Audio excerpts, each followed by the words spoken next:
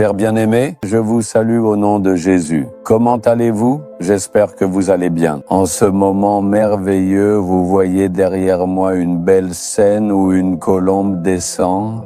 Savez-vous ce que cela signifie? Il y a un verset écrit à ce sujet. Lorsque le Saint-Esprit vient sur vous, vous porterez du fruit. Dans la Bible, nous voyons que le Saint-Esprit est descendu, s'est posé sur Jésus sous la forme d'une colombe. C'est pourquoi la colombe a été choisie comme symbole du Saint-Esprit. Le Seigneur désire que nous soyons remplis du Saint-Esprit et que nous soyons des personnes puissantes. Nous devons nous consacrer à vivre en recevant cette puissance. Alors, si vous vous demandez ce que le Seigneur veut nous dire aujourd'hui, regardons dans 1 Samuel chapitre 26, verset 25. Voyez ce qu'un homme, dans une situation particulière, dit à propos d'un autre homme. Observez bien ces paroles. « Sois béni, tu réussiras dans tes entreprises. » C'est ce qui est dit ici. Cet homme, oint par le Saint-Esprit, c'est bien en effet le roi Saül.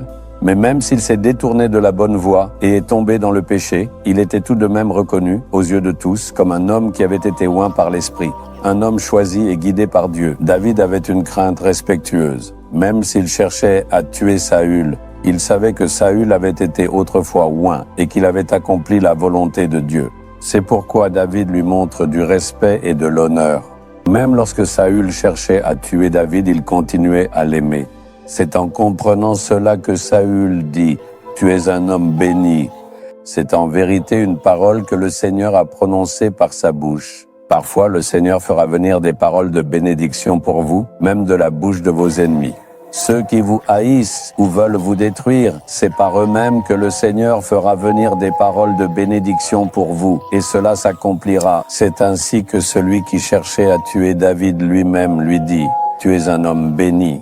Parce qu'au fond de son cœur, dans son esprit, il savait, sans aucun doute, que cet homme était béni. Le Seigneur le bénit. Tu es béni. Tu accompliras de grandes choses. Tu deviendras de plus en plus fort. Il dit 3 choses. Aujourd'hui, en tant que serviteur de Dieu, je vous le dis en vous regardant. Vous êtes béni, mon frère. Vous êtes entouré de bienveillance et de lumière. Vous êtes béni, ma sœur. Vous êtes enveloppé de douceur et de paix. Vous êtes béni, mon fils. Vous êtes guidé par la sagesse et la bonté. Tu es béni, ma fille. Tu es porté par l'amour et la tendresse. Tu es béni. Parce que vous aimez Jésus, vous avez de l'affection pour lui, vous croyez en lui. Assurément, vous êtes des personnes bénies. Vous pensez qu'il n'y a aucune bénédiction? À partir d'aujourd'hui, vous verrez la bénédiction.